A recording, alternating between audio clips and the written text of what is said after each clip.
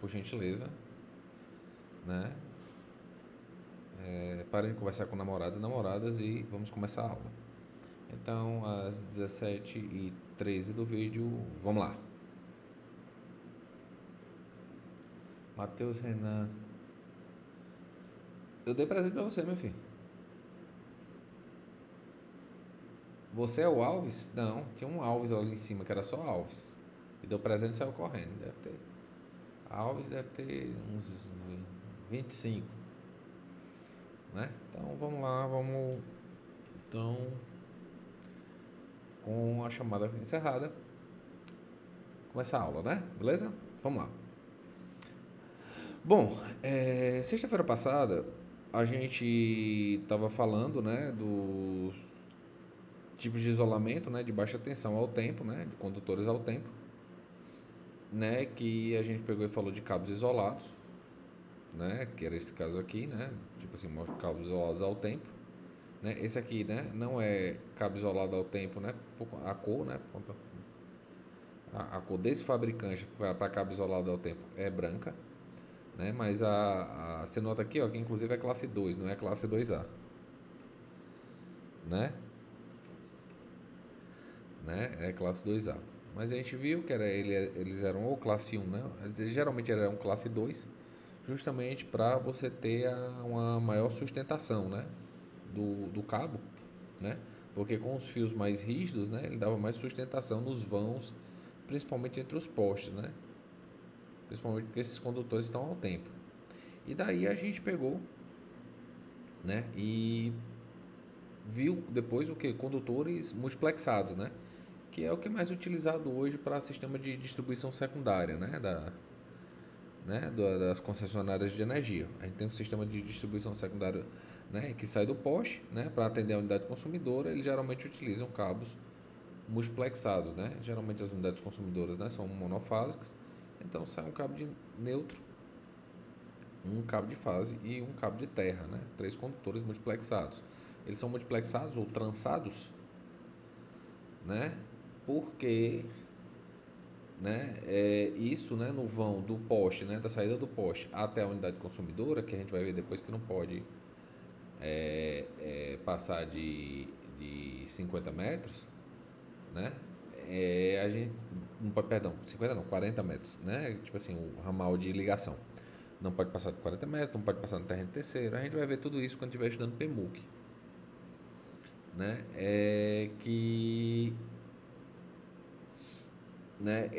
Essa sustentação se dá justamente por ele ser trançado. Jonathan, né? Só essa vez, viu, meu filho? Você está gravado. Mas cadê Jonathan? Cadê? Não tem teu nome, não. Tem teu nome aqui, não, meu filho. Passe aí o seu nome aí, por gentileza. Né? Que eu não tô vendo aqui, não.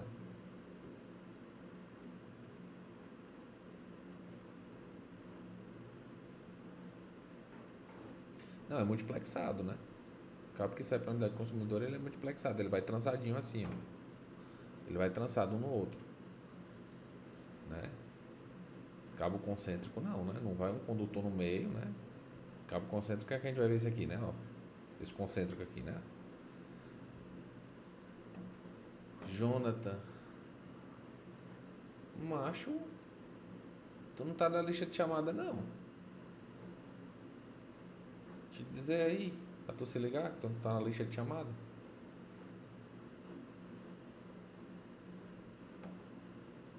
Né? Ah, rodou, velho. Saiu, voltou só agora, rodou. Amanhã eu te dou tua presença. Né? Fiquei chamando 10 mil vezes.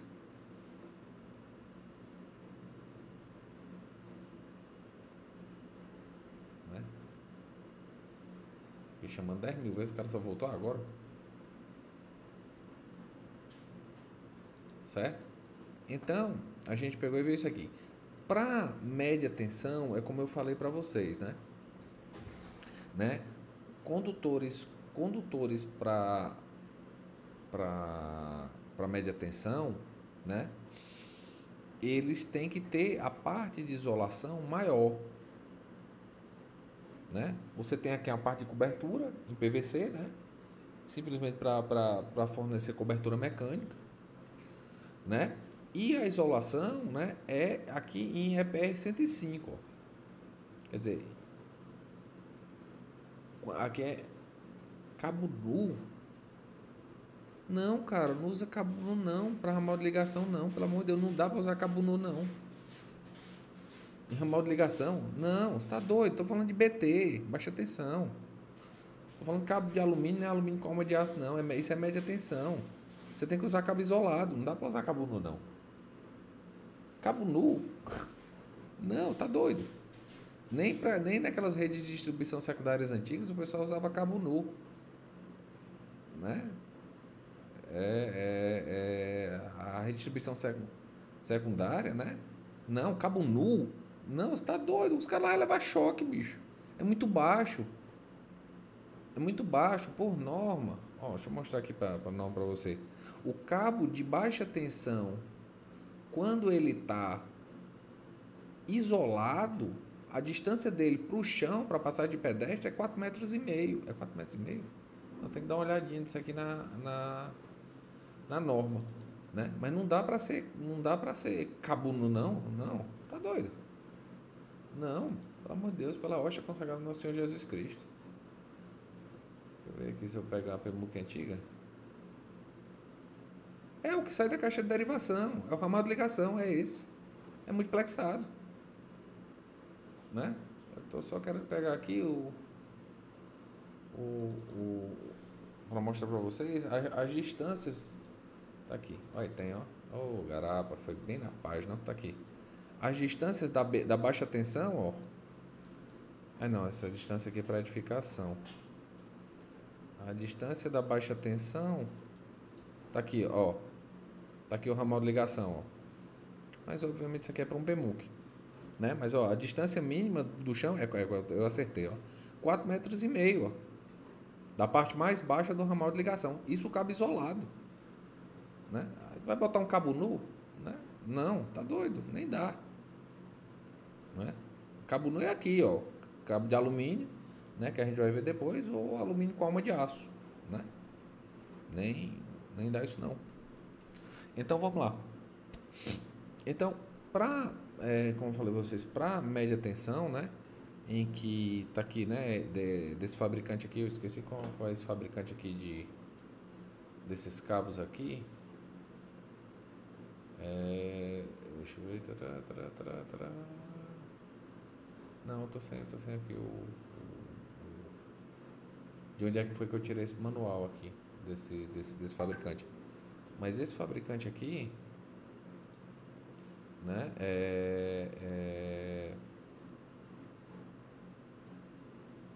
esse fabricante aqui, né, a gente vê que a classe de isolamento dele, né, é de 3,66 kV, né, tensão de fase, tensão de linha, né, até 20,35, né? Mas a gente vai ver que por norma, né, dependendo da área de poluição, né, dependendo da área de poluição, você vai usar o cabo 15, isolamento 15 kV ou 25 kV, né? O isolamento desses cabos é de EPR. Aí entra naquele negócio que eu falei para vocês. Por que EPR faz sentido? Né? Por que EPR faz sentido? Porque esses cabos aqui, você não vai ter sangria nos condutores, né?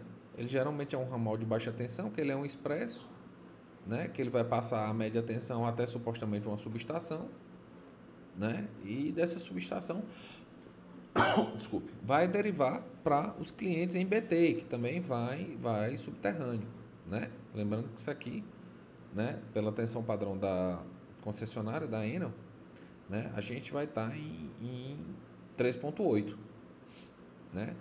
Então a gente utiliza, como eu falei para você, utiliza isolamento 15 ou 25 kV, né? É um cabo classe 2, quer dizer, né, os condutores, né, os fios, né, dentro do cabo, eles são mais rígidos, ele não é um fio sólido, mas eles são fios rígidos, né?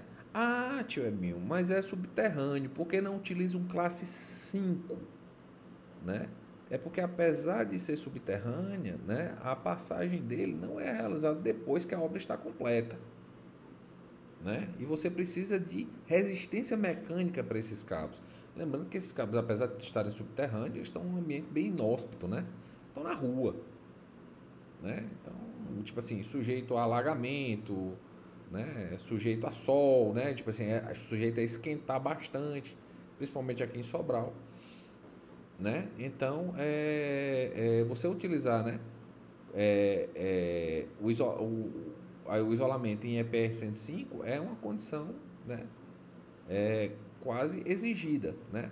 Não confunda a cobertura, que é em PVC, com a isolação. A isolação é que vai aumentar, né, a, o dielétrico, né, entre o condutor e a área externa, de modo a você não ter fechamento de arco, né? A rigidez dielétrica, né? Lembrando que a gente pegou e mencionou, falando que a rigidez dielétrica do ar é 10.000 volts por centímetro. Então, quando você pega e tem um condutor IEPR, uma isolação IEPR aqui, o que é que acontece? Você está aumentando a rigidez dielétrica do condutor até o ar, né? O seu objetivo é o que? A isolação, né? Isolar aquele material condutor para não fechamento de arco, né? Mesma coisa aqui, ó, num cabo tripolar, ó, que esse aqui é o mais comum, né? Ah, tio Ebinho, por que não está aqui um cabo tetrapolar, né? Um cabo com 4 condutores? É porque em média tensão, né? A configuração de média tensão ela é em delta, né? Então delta, sistema delta não tem neutro, né? Então, se só faz sentido você passar o quê? 3 condutores. Mas a mesma coisa, ó. Você nota os cabos muito próximos, né? Que se fosse, né? Sem isolação, o que é que aconteceria, né? Assim, devido à proximidade, você vai ter fechamento de arco, né? Então você vai ter curto-circuito de fase tranquilamente aqui, beleza? Mas aí você tem um EPR para aumentar a rigidez, justamente para você o quê? Ter a isolação elétrica desses cabos, desses condutores dentro deste cabo aqui, né? Aí obviamente, né, que para que para um cabo, né, que é de média tensão, mesmo ele sendo subterrâneo, ele tem que ser mais resistente. Então você tem que ter, né,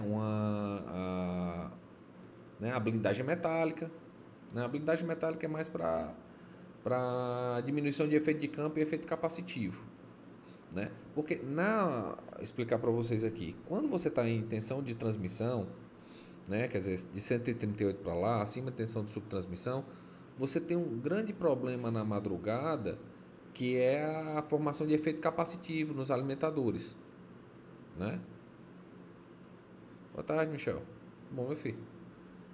Então você tem formação de efeito capacitivo nos alimentadores. É por isso que quando você vai nessas subestações grandes, tipo, né, chassi, você tem lá bancos de reatores, né?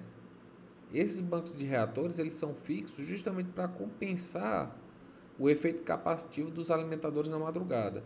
Porque quando você tem efeito capacitivo de alimentador na madrugada, né, o que é que acontece, né? A impedância do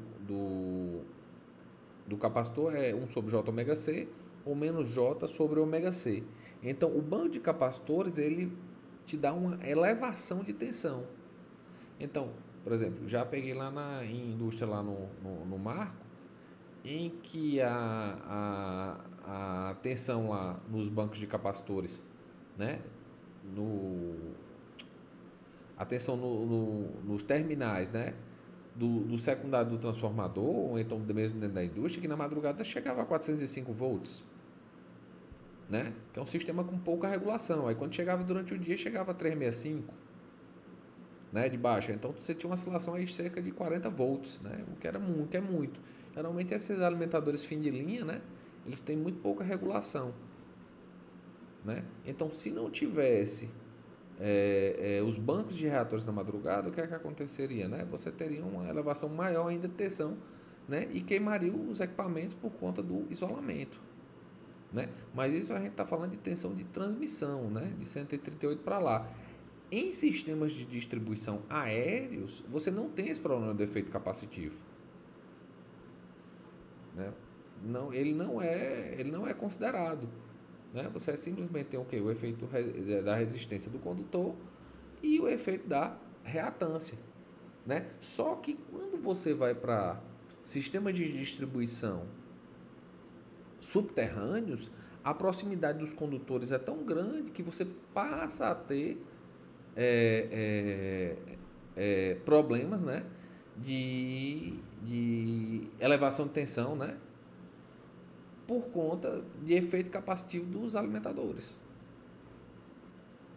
Então é mais um motivo ainda para você colocar aumentar o isolamento, né, desses condutores, né, de modo a tentar diminuir o efeito capacitivo. Mas é um efeito que só se vê na tensão de transmissão, não se vê em sistemas de distribuição primária, mas que ele surge, né, sistema de distribuição primária aérea, mas que ele surge em sistema de distribuição primária subterrâneo. Então ele tem a necessidade de reatores, né, para atenuar esse efeito. Lembrando que esse efeito ele só existe na madrugada, né, na hora de carga baixa. Né? Durante o dia você continua com o mesmo efeito indutivo de queda de tensão. Beleza? Todo mundo está entendendo? Tranquilo? Dê um reporte aí para tio Ebinho, por gentileza.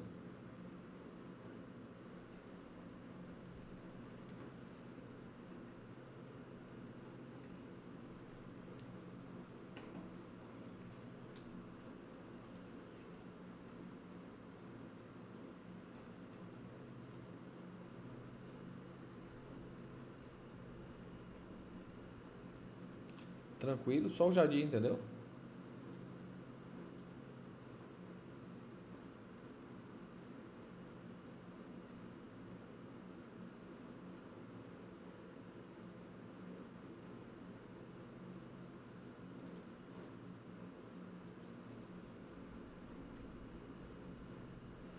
Pronto, então vamos lá, né? Aí quando a gente pega, né, e está tratando de sistemas em sistemas de distribuição primária aéreos, né? Aí você geralmente vai para quê? Condutores de alumínio com alma de aço, né? Liga de alumínio, né, no engraxada, né? Mas geralmente são condutores nus. Aí sim, né? Quem foi que falou? O Matheus. Né? Aí sim você utiliza condutores nus. Por quê? Porque eles estão bem altos, né? Assim, você está falando de um poste de 12 metros, né? Para sistemas de distribuição primária você tem que utilizar poste de 12 metros. E você tem um gastamento dele de 60 centímetros mais 10%. Então dá 60 mais 10% de 12 dá 1,20, dá 1,80 m para dentro. Então, bom, esse bicho está pelo menos 10 metros de altura, né? Pô, 10 metros de altura, o cara que quiser pegar nesse condutor a 10 metros de altura, ele tem que subir o poste, né? O cara quer muito morrer, né?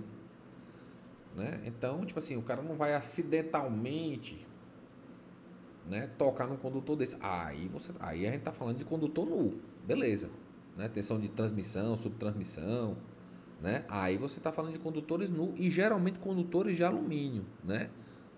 Por que condutores de alumínio? Né? Os condutores de alumínio são mais baratos, né?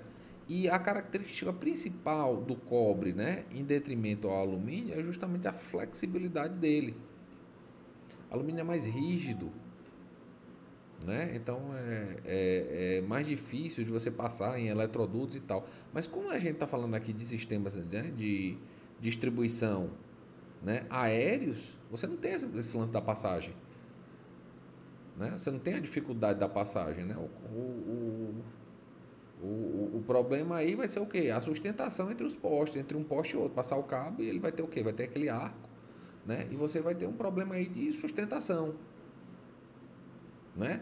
E nesse caso aqui, né? Né, mas sim, cobre a galera rouba, mas rouba até alumínio também, né? Rouba alumínio. Mas é porque não tem também necessidade econômica, né? Porque senão a obra sai muito cara, né? A obra, um cobre, né, sai extremamente caro. Então, nesse caso aqui, né, tá mostrando aqui uma liga alumínio, né, engraxada, né? Porque esse alumínio engraxado, né, ele é o exigido na zona de corrosão severa, né, caso, né, o, a sua obra esteja naquela faixa de 0 a 5 km, né, da maré média, né. Ele é engraxado justamente para que os efeitos da maresia, né, porque o lance do efeito da maresia são os sais, né? E quando você pega e tem sais entre os condutores, o que é que acontece? Você diminui, você tá ionizando aquele ar, né? O ar está totalmente ionizado por causa da maresia. Né? Os condutores também estão mais ionizados por conta dos sais. Né? Então, por isso que você tem que lavar muito, né? Esses condutores, né? de subestações próximas à praia. Mas o engraxado é justamente isso. A graxa ela serve para tirar, né, tipo assim, evitar que essa maresia, essa salinidade chegue nos condutores, porque toda salinidade ocasiona acúmulo de água, né? E água e eletricidade geralmente não se dão bem, né? Mas ele é de muito difícil manuseio, né? Tipo, você tem que usar luva, ele mela tudo, né? Imagina você pegar e subir com esse condutor para cima do poste para botar no isolador, geralmente isolador pino, passando um poste para outro. Nossa, é muito difícil, né? Mas ele é mais utilizado porque ele é exigido pela norma da ENA, né? E ele é mais barato por conta de ser liga alumínio, né? Daniel, o condutor de alumínio pode ser usado do disjuntor padrão até a entrada da residência e a partir daí derivado em cobre e assim entra na residência do disjuntor quadro interno. Não, esses condutores geralmente eles são de cobre, né? A gente vai ver aqui porque tem uma norma, Daniel, que é a DT 042, né? Que a gente vai ver aqui, vou mostrar aqui umas tabelas da DT 042, né? Que é a decisão técnica 042, que elas falam dos tipos de cabo, dos tipos de equipamento, chave fusível, isolador pino, isolador suspensão, as classes de tensão, tá entendendo? Eu vou mostrar aqui já já, beleza? Então, aí quando você, por exemplo, tem, porque por norma, né?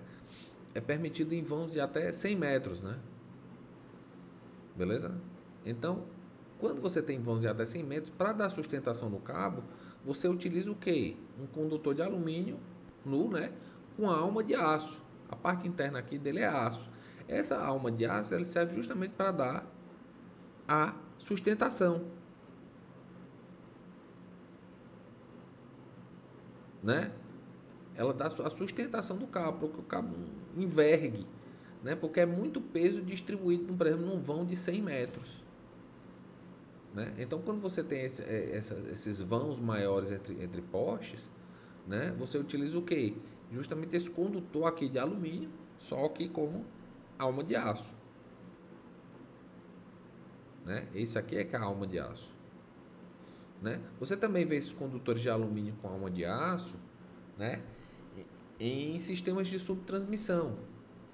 Né? Aqueles postes de 69, né, que ele parece uma... Você vê muito aqui na BR, na Lipo-Jaibaras, né? Deixa eu ver aqui, deixa eu ver se eu tenho aqui, vou mostrar aqui uma foto aqui para vocês, espera aí. Atenção, poste 69kV, cabo alumínio, né? Em que os vãos são maiores, não tem aqui um exemplo aqui não tem não, daqui tem aqui, pronto, tem aqui, tem aqui. Não é bem esse aqui não, mas parece esse aqui, né? Você vê esses postes aqui, né? Ó, por conta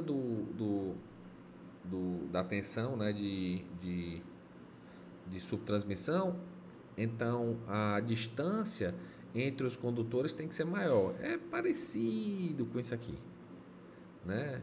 É parecido, né? Mas é tipo assim que você vê aí, né? Então é mais ou menos essa estrutura aqui, né? Você nota que os vãos aqui eles são bem maiores, Então, nesse caso, aí é obrigatório você utilizar. Se for utilizar cabo de alumínio, você vai ter que utilizar cabo de alumínio com alma de aço para dar a sustentação. Deixa eu ver se tem aqui. Não, tem não. Tem não.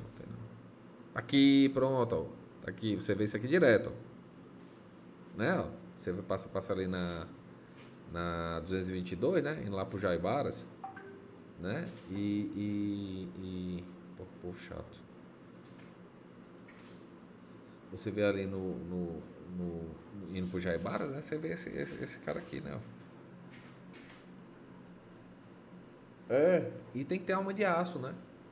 Provavelmente esse que está passando na tua casa é o que vai para a Grendene, né? A Grendene ela é alimentada em 69, né? Que ela sai daqui da subestação da Enel, ali na Antônio Hermílio de Moraes, né? E vai até a Grendene. A Grendene, quando chegou aqui, parece, o pessoal conta, né? Que era alimentada em 13,8, depois passou a ser alimentada em 69. Então, como eu falei para vocês, nesse caso aí que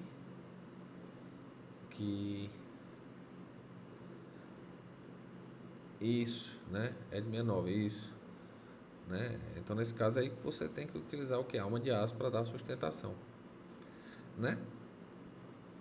Aí aqui eu só estou relembrando a vocês, né? Os tipos de instalação dos condutores, né? Os métodos de referência de instalação, se é isolado em alvenaria, né? Tudo aquilo que vocês já viram lá com o tio Bezerra, né?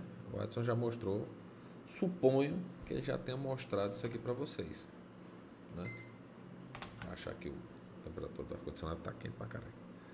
Então, isso aqui não vou passar por cima, só coloquei só para vocês relembrarem para a instalação em BT indoor, né? Tá aqui os métodos de referência, né? Isso vocês já viram com o Adson. Então, vamos tratar agora da parte de correntes de curto-circuito. Vocês lembram quando eu peguei e mencionei aqui acerca das temperaturas dos tipos de isolamento, né? Ó, que você tinha essas temperaturas, que eu falei, ó, a gente só vai olhar mesmo para essa parte de temperatura máxima de serviço contínuo e temperatura limite de sobrecarga. Porque quando você tiver você tiver essa temperatura de curto-circuito, você não vai para a temperatura. Geralmente você vai o quê? Para a quantidade de ciclos. Então, você tem um gráfico aqui para condutor, né, de cobre, beleza? Aqui, em que aqui, né, você tem as bitolas, né? E aqui você tem um valor da corrente de curto-circuito em kA. Aqui tem ampere 10 elevado a 3. Então, o que esse gráfico quer dizer? Ele mostra a quantidade de ciclos que esse cabo de cobre aguenta antes de romper. Então, vamos lá. Você tem um condutor de 10 milímetros, certo? Então, esse condutor de 10 milímetros aguenta por um ciclo, ele aguenta 9 kA. O que é um ciclo? É uma senoide da onda de 60 Hz, né? Então, um ciclo é a formação de uma senoide. Isso dá 16,67 milissegundos. Então, um cabo de 10 milímetros aguenta um ciclo. Em um ciclo, ele aguenta 9 kA. Para que serve essa informação? Para quando você pegar e for dimensionar o disjuntor, né? Porque o valor de fase do disjuntor é para sobrecarga, é que você saiba, pegando o catálogo, que em quanto tempo esse disjuntor vai atuar no magnético, quer dizer, no instantâneo, para fazer o isolamento de uma falta. Então, se você tiver um cabo de 10 milímetros e for instalar lá, então você vai fazer o cálculo da corrente de curto-circuito, né? A gente vai aprender como é que faz o cálculo da corrente de curto-circuito. A gente não, né? Vocês, eu já sei. Convencido, né? O bichãozão. Mas vocês vão calcular a corrente de curto-circuito naquele ponto. Beleza? A partir da corrente de curto-circuito naquele ponto, você vai verificar quantos ciclos esse condutor aguenta. E vai dimensionar o disjuntor, né? E vai verificar no disjuntor se o disjuntor atua antes desses ciclos. Outra coisa que a gente vai ver com corrente de curto-circuito é a capacidade interruptiva do disjuntor. Não é disjuntor pequeno, né? Disjuntor pequeno de 6, 10 amperes, 25, 16, né? Esses disjuntores pequenos, né? Ele geralmente a capacidade interruptiva deles é 3Ka, 5Ka, 3 kA, 5 kA, não passa disso. Mas quando você vai para disjuntor de 175, por exemplo, tem disjuntor caixa moldada, né? Aqueles preto padrão americano, que eles são 10Ka, né?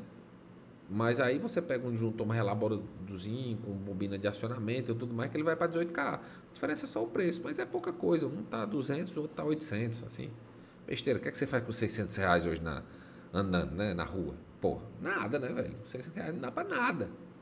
Não dá para uma farra grande rasgar com whisky. Qual whisky que é bom? É Chivas, é? Não dá para rasgar com Chivas, né? Não dá. Né?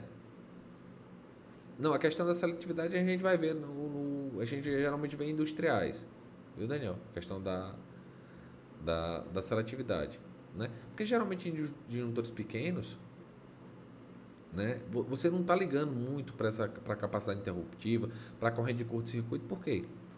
Ó, você tem um cabo de 2,5, né? Passando, sai do medidor lá do cara, né? Do PMUC lá, do centro de medição, e vai até a unidade consumidora, beleza? O cabo deu um curto-circuito, rompeu, o que é que faz? Passa outro, velho. Né? Joga a pesca, tira o cabo, passa outro. Agora, e condutor de 500 milímetros? Como é que faz?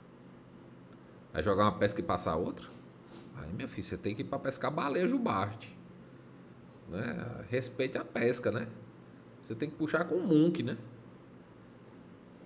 Eu já falei, né? O dia que eu tiver um menino, não sei se Deus vai me dar essa oportunidade, mas no dia que eu tiver um menino, o menino se danar, eu taco no espinhaço dele, um cabo de 500 milímetros, nunca mais ele chora. Exatamente, Fabão, exatamente. O disjuntor precisa atuar antes do fim do primeiro ciclo. Nesse caso, caso a corrente de curto-circuito que você tenha calculado seja 9 kA, né? 9 kA, o que é que acontece? Se o cabo for de 10, você tem que atuar o quê? Antes de um ciclo, antes de 16,67 milissegundos. Aí você vai olhar o tempo de magnético dele. Entendeu? Aí se o cabo for de 25, né, ó. Se o cabo for de 25, 9 kA, 25, não, vamos pegar aqui 16 que é mais bonito. 9 kA, o cabo de 16 aguenta 2 ciclos, quer dizer, 16,67 vezes 2, 33,16, né? 67, não, 33,14, né? Sei lá, eu sei. Pô, que eu tô com sono, o Zé não deixou dormir a noite todinha, eu tô usando calculador. 33,34, pronto. Então, se for um cabo de 16 milímetros, ele aguenta 10 kA por 2 ciclos.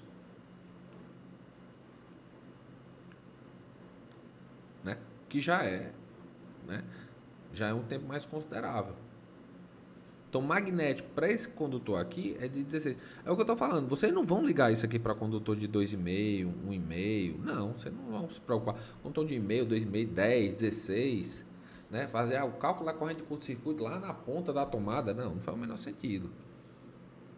Né? Mas faz sentido quando você está trabalhando com cabo de 185 milímetros.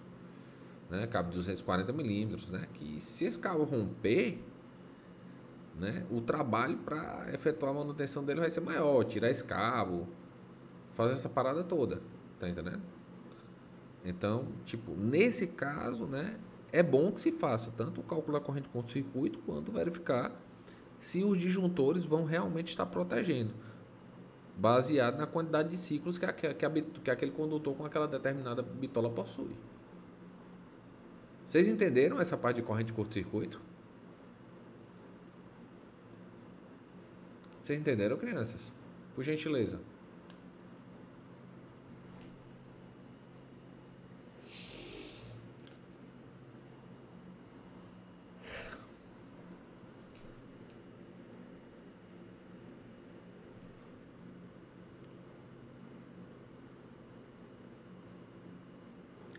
Tô sem resposta, tô sem resposta.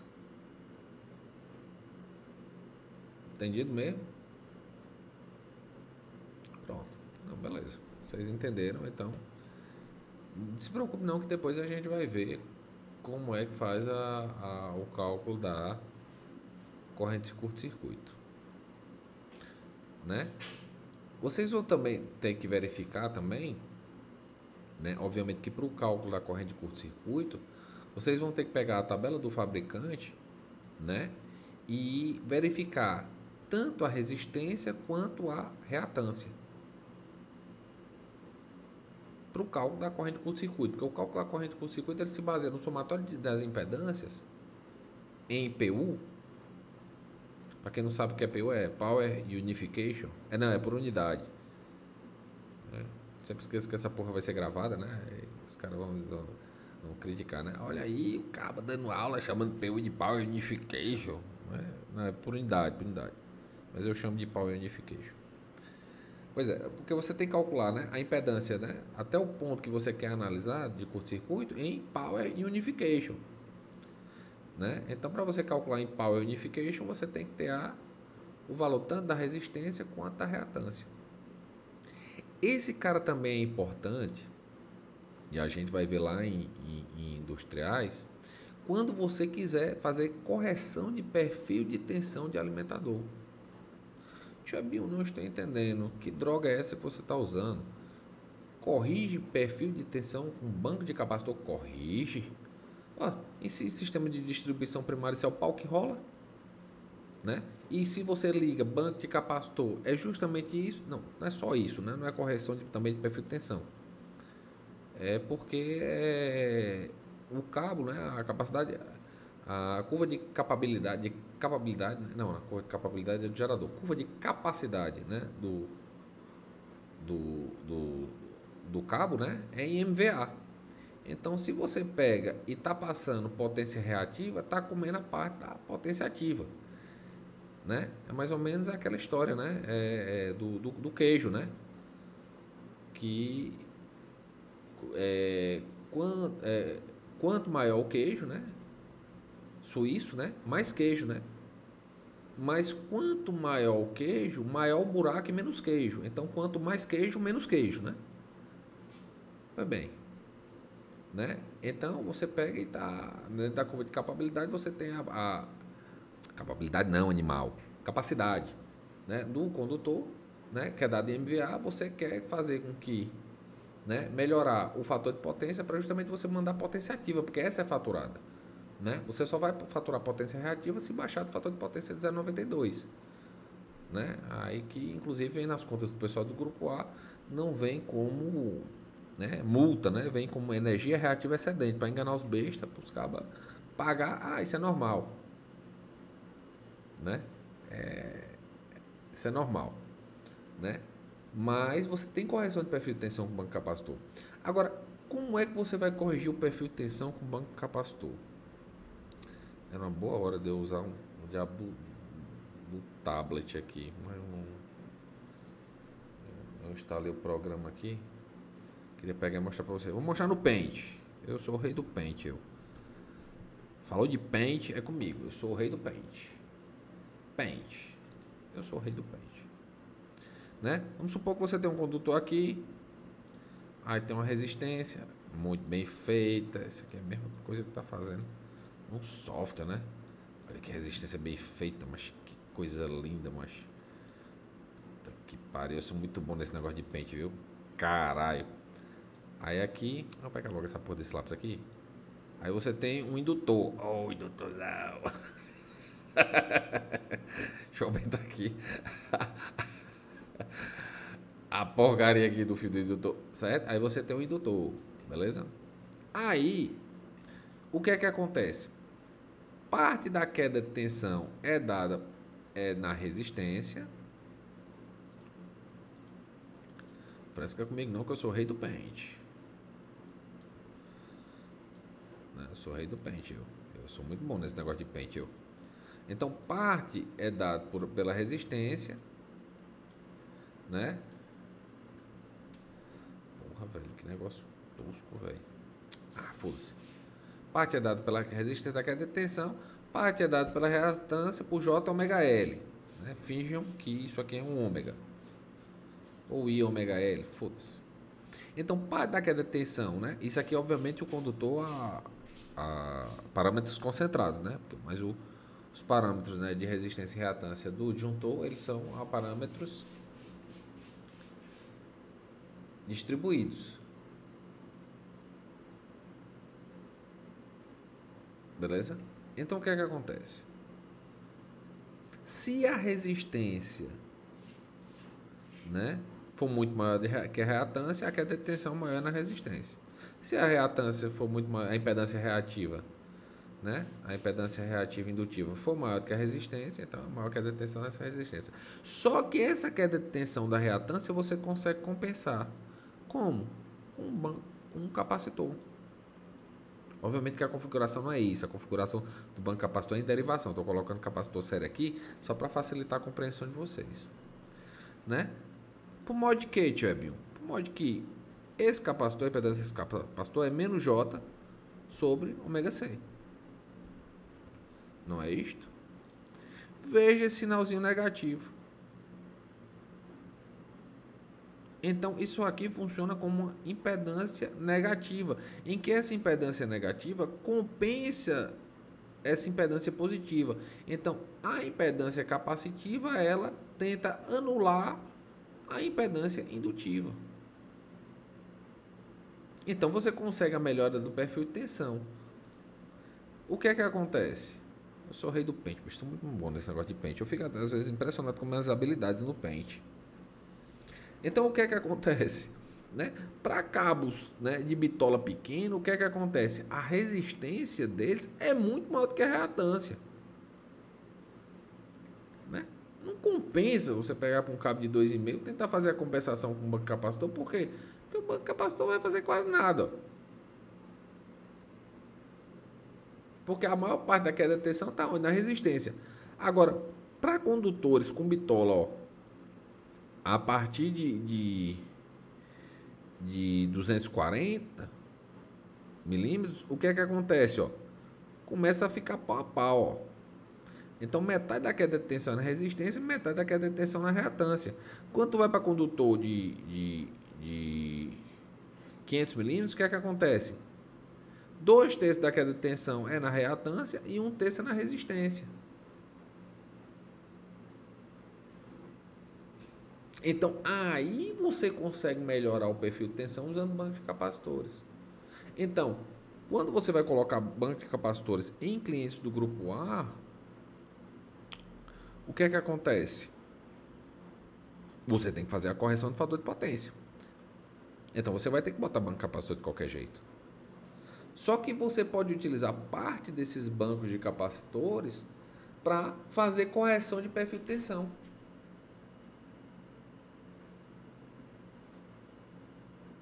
Entenderam? Mas compensa a partir de quando? Não, a partir de 500 milímetros. 400 milímetros talvez, mas mais compensa mais 500 milímetros. Então você está falando de banco capacitor, né, grande, você está falando de quê? De 25 kVAR, 50 kVAR de banco, tá entendendo? Para corrigir o perfil de tensão daquele alimentador em BT, já que você vai utilizar, espalha essa porcaria. Certo? Vocês entenderam?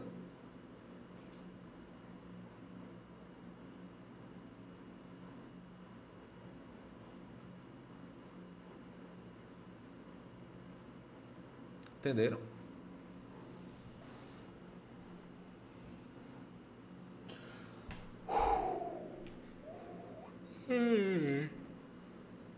A noite sem sono. Vocês estão aí?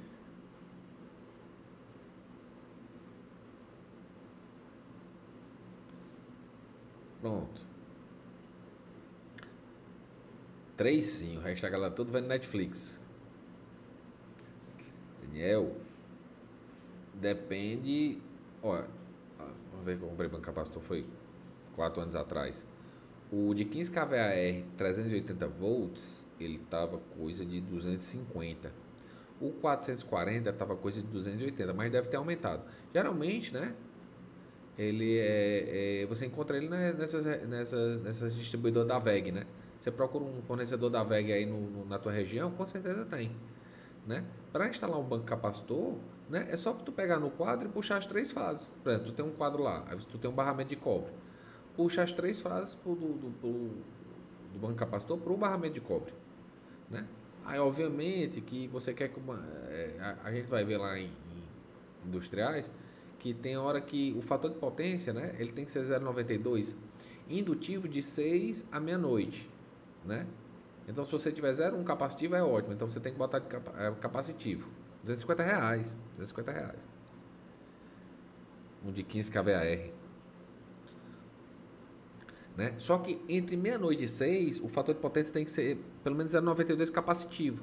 Então, o que é que a galera tem que fazer? Né? A galera tem que botar um relógio, um timer, para que esse banco capacitor, né, entre de 6 à meia-noite e sai de meia-noite às 6. Porque você paga excedente reativo tanto indutivo quanto capacitivo a depender do horário. Né? Geralmente você pega uma conta de grupo A, né? Grupo A, o pessoal alimentado em 13.8, não sei quais são as tensões que tem aí na Enel do Rio, né? Mas, tipo assim, o pessoal do grupo A alimentado por subestação, tu pode pegar uma conta de energia e verificar. Se tiver lá excedente reativo, capacitivo, excedente reativo indutivo, ó, pode matar a seda aí, pode ganhar dinheiro. Tu realiza ali a compensação, geralmente a compensação, né, o pessoal cobra aqui por 6 meses, né? Tipo assim, o cara tá pagando 600, 700 reais de reativo indutivo, né? Então, 6 meses, 600 reais, 3.600 reais. Tu cobra 3.600 reais, um banco desse sai por 1.800, embolsa o resto. Entendeu? Então, tipo assim, é o que eu recomendo para todo mundo. Vai passando, andando aí, vai os clientes do grupo A e pede as contas de energia para ver se tem excedente indutivo. Né? E se tiver na conta energia excedente capacitivo e excedente indutivo, significa que ele tem banco capacitor. O banco capacitor não é automático, quer dizer, o cara não botou um timer com a contadora, essas porcaria toda, né? Então, ele está pagando tanto o reativo indutivo quanto capacitivo. Quer dizer, o capacitor está fixo e não é suficiente. Então, já é uma oportunidade para você corrigir um trabalho, né? E aí já ganha um dinheirinho a mais, tá? Entendeu? Daniel, sim, dá para faturar bem. Eu ganhei um dinheiro bom com o banco capacitor. Foi uma das épocas que eu ganhava um dinheiro fácil. Achava bom, rapaz. Ia lá pra baixo da égua, botava um banco capacitor, bolsava 3 contos só na viagem. Só era viagem. A primeira coisa que eu fazia era sair na cidade, procurava um restaurante melhor que tinha, enchia o rabo de comida. Eita porra. Comia até o cu fazer bico, né? Se eu fui pobre, eu não me lembro. É o dinheiro mais fácil que tem, né? É um dinheiro bom danado. Beleza? Então nós vamos agora, Daniel, entrar agora também naquela parte que você estava perguntando, né? Dos condutores de BT, né? Do ramal de ligação, né? Você perguntou se podia ser em cobre. Tá aqui, ó. Segundo a WQO MBR MAT 180248 INBR, que eu vou decorar a merda desse nome. Nunca eu vou decorar a porcaria desse nome. Eu conheço ele como DT 042. Ô, Lourão, para de cagar, meu filho, por favor. O papai tá dando aula. Então, é a DT 042, né?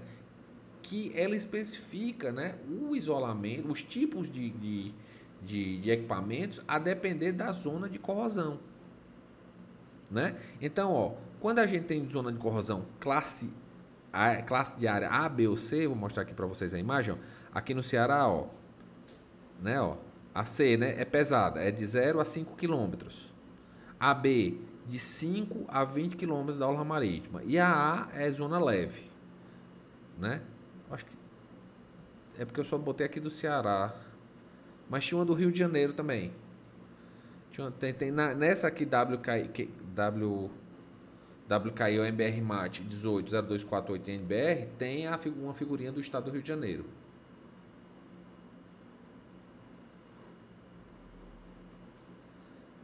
Não me pergunte não. O pessoal disse que tem que fazer um curso, tem que fazer uma pós-graduação, um mestrado, um doutorado para entender essa nomenclatura, né? Eu não estou interessado nessa porcaria não. Eu estou interessado em saber o que é que diz a porra da norma. Aí eu pego, geralmente é porque velho é bicho broco, né? Velho, né, não gosta de mudança, né? Velho gosta que as coisas sejam estáticas, né? Então, como eu sou preguiçoso e velho, eu geralmente pego o arquivozinho de conversão. Eu me lembro que é DT042. Ah, aí eu vou lá. Aí agora eu já sei qual é o documento. Mas eu não vou decorar essa porcaria. Ou nada, tá doido? Pô. Tem mais o que fazer da vida. Tem mais estresse da vida. Então, esses caras aqui. Mais fácil da Coelho mesmo. DT042. Né? Esses caras aqui falam da zona de poluição, né? Leve, média ou severa. Aqui eu tirei dessa decisão técnica, né? Antiga decisão técnica, não sei agora o nome que eles dão, sei lá o que diabo é WKI, também não quero saber, tenho raiva de quem sabe e tenho raiva de quem é curioso para saber. Se alguém quiser saber aí, vá atrás, eu não estou nem aí. Então, eu tirei essa parte aqui da tabela 2 que fala justamente da parte de condutores, certo?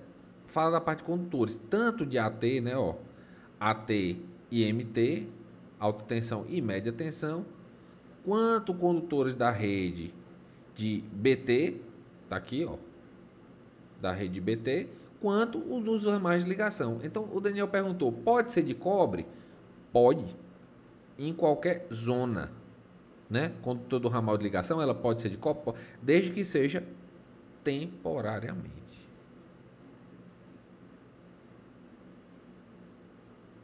Beleza? Pode utilizar, que nem o Matheus falou, concêntrico de alumínio do ramal de ligação? Pode, mas o pessoal utiliza o quê? Alumínio pré-reunido. Hoje o pessoal utiliza alumínio pré-reunido. Beleza? Se disser que usa concêntrico de alumínio, hoje eu não vejo. Não, Matheus. Beleza? Agora a vantagem desses cabos aqui do controle de ramal de ligação é que você pode utilizar em qualquer região, né, de poluição, né? Controle de rede de distribuição pode ser o quê? Em alumínio pré-reunido. Cara, temporariamente, rapaz, tem umas estruturas da Enel, quando bate num poste, o pessoal bota as estruturas de metal lá para segurar os postes, que o temporariamente fica de eterno, sabe? Mas esse temporariamente, geralmente o pessoal bota um bonequinho, né? Como é cliente, né? Como é unidade consumidora, o pessoal vai ficar lá apertando para ser trocado, né?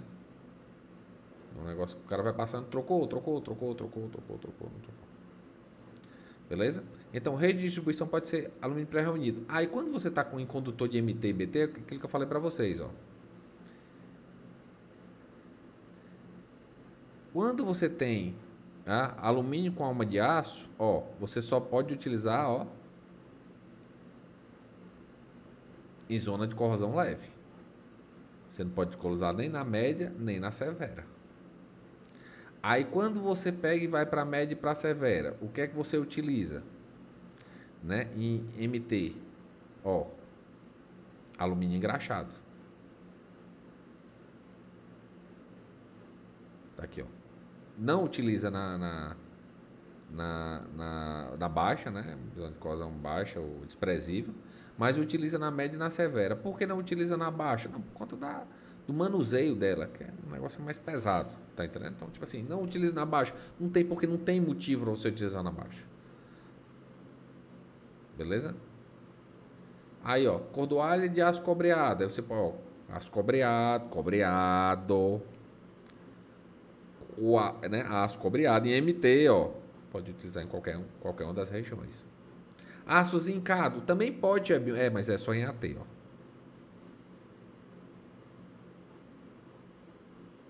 Entenderam? Né? É só em AT. Beleza? Mas o que é que se usa geralmente, né? Aqui no Ceará, né? Ou você utiliza cabo de alumínio com alma de aço, né? Corrosão leve, ou aço engraxado na média e na severa. Isso aqui tem que ser obedecido. Tem. É norma, é da Enel. Né? Então, o pessoal que está fazendo de distribuição, for fazer uma extensão de rede de distribuição de MT, né? Ou BT, e não seguir isso aqui, ó, a Enel nem recebe, a Enel reprova o seu projeto. Você nem recebe, nem nada, não.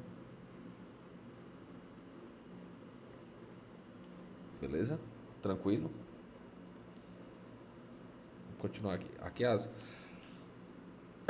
zonas de corrosão,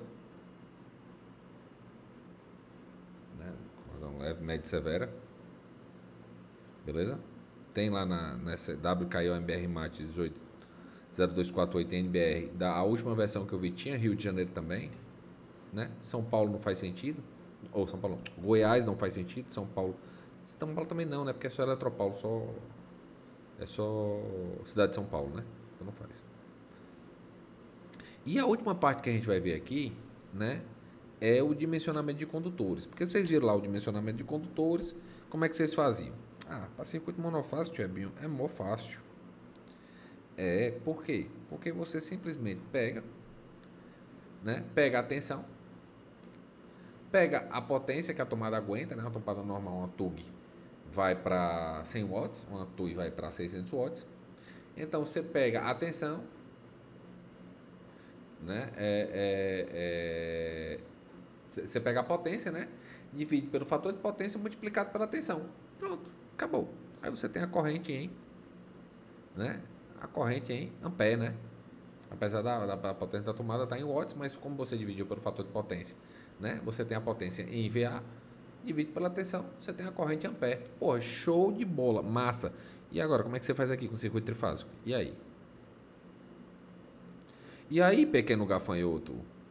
Como é que você faz agora com esse circuito trifásico? Porque nós temos um motor trifásico de 5 kW, fator de potência 0,90. Né? Nós temos uma carga monofásica de 1,2 kW, né? Fator de potência 0,8 ligado na fase C, uma de 1,5 kW na fase B e duas, uma de 600 watts e uma de 1 kW na fase A.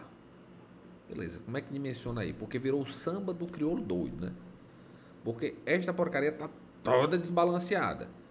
Numa fase tu tem, né, assim, tirando o motor, né? O motor tá balanceado, supondo que o motor seja balanceado bonitinho, né? O motor é de 5 kW, mas tu tem 1.200 numa, 1.500 na outra e 1.600 na outra.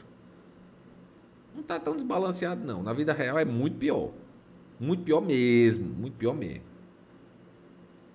Isso, é de uma média, exato. Isso aqui eu tô só puxando aqui de uma média, só para mostrar que a galera não sabe fazer o dimensionamento de condutor, porque o pessoal aprende em residenciais e não aprende a fazer quando tem carga trifásica misturada com monofásica, com carga bifásica, a porra toda. Então, o que é que você tem que fazer nesse caso? Né? Você tem que calcular a corrente desse motor, que ela vai ser comum a todas as três fases, né? Supondo que o motor está balanceado. E vai ter que se somar a cada corrente dessa do motor, a corrente de cada carga. Aí o que é que vai acontecer? Supostamente a fase A vai ser a fase mais carregada. Por quê? Porque além do motor, que a carga é distribuída para as três fases, você tem 1,6 kW aqui. Apesar do fator de potência ser diferente, você tem que calcular a corrente de modo diferente. Né? Então é 600 dividido por 0,8, 220.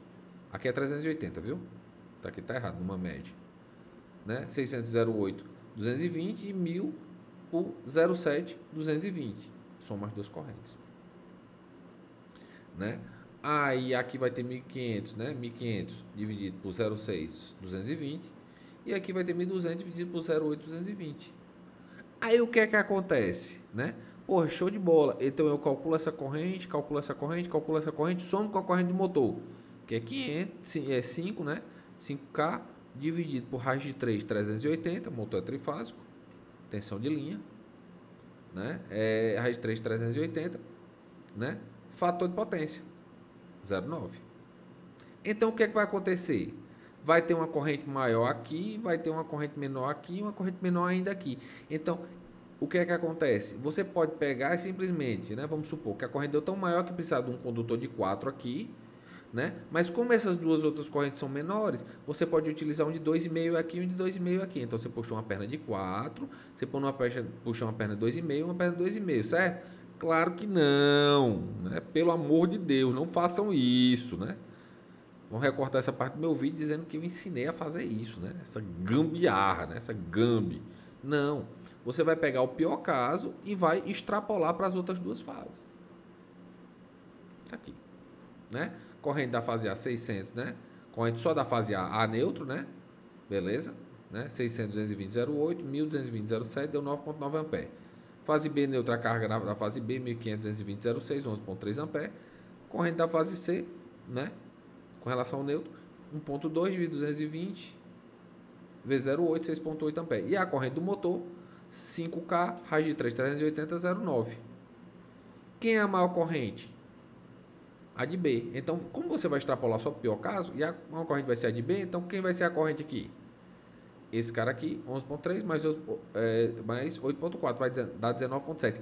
A partir desta corrente, você extrapola para os outros dois condutores de fase.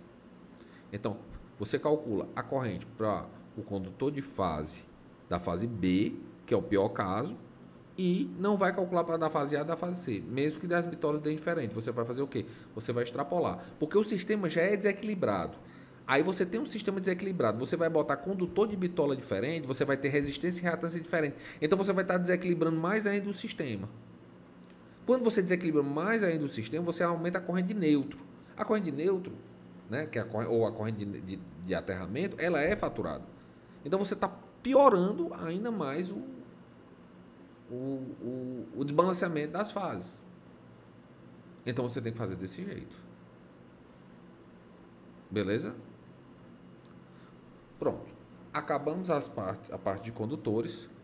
Eu vou finalizar aqui. Alguém tem alguma dúvida?